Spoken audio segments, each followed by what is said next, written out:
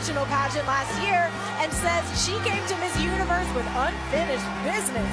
This dress was inspired by a 106-year-old Filipino tattoo artist who's helped her keep her unique cultural tradition alive.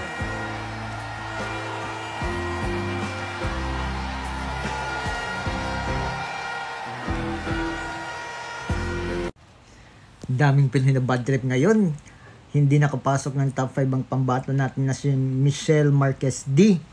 Na sayang, ang ganda-ganda pa naman ng gown niya. Kaya nung hindi siya napasama, ang daming angry nga react agad sa mga sa live ng Miss Universe at sinaglabasan na agad, kaya bumaba agad ng malaki yung viewers nila. Ay nako, sayang talaga. Kahit si Catriona Gray nang hinayang doon. Sige, ayun lang. Bye-bye!